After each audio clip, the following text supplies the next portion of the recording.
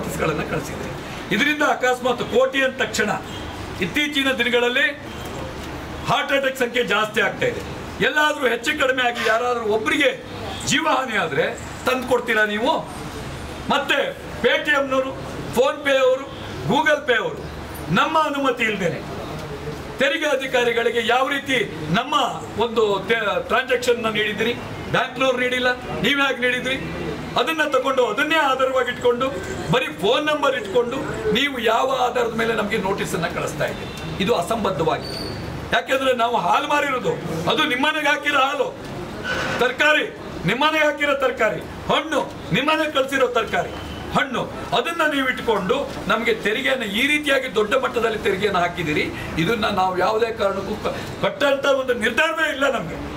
ಹಾಗಾಗಿ ಇವತ್ತು ಪ್ರಮುಖರನ್ನ ಬೆಂಗಳೂರಿನ ಕೆಲವು ಪ್ರಮುಖ ಏರಿಯಾದ ಒಬ್ಬೊಬ್ಬರಂತೆ ಸುಮಾರು 100 ಜನರನ್ನ ಸಭೆಗೆ ಬಂದಿದ್ದಾರೆ. ಇವತ್ತು ಮುಖ್ಯಸ್ಥರನ್ನ ಮಾತ್ರ ಸಭೆಯನ್ನು ಕರೆದಿದ್ದೀವಿ.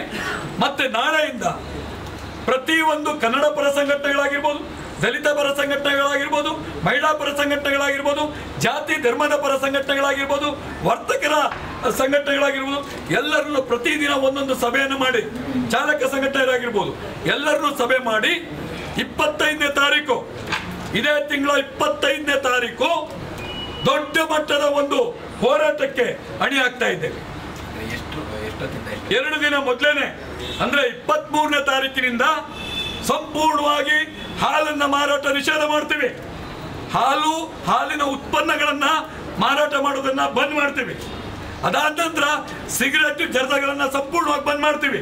ಹಾಗೆ ಯಾವುದು 23, 24ನೇ ತಾರೀಕು, 25ನೇ ತಾರೀಕು ಸಂಪೂರ್ಣವಾಗಿ ಅಂಗಡಿ ಮುಂಗಟ್ಟುಗಳನ್ನ ಬಂದ್ ಮಾಡಿ, ಏನು ಸಣ್ಣ ಉದ್ದಿಮೆದಾರರಿದ್ದಾರೋ ಸಂಪೂರ್ಣವಾಗಿ ಅಂಗಡಿ ಮುಂಗಟ್ಟುಗಳನ್ನ ಬಂದ್ ಮಾಡಿ ನಾವೆಲ್ಲರೂ ಫ್ರೀಡಂ ಪಾರ್ಕ್ನಲ್ಲಿ ಕುಟುಂಬ ಸಮೇತರಾಗಿ ಅಂದ್ರೆ ಈಗಾಗಲೇ ಬೆಂಗಳೂರಿನಲ್ಲಿ ಮಾತ್ರ 60ರಿಂದ 65 ಸಾವಿರ ಬೇಕರಿಗಳಿದೆ.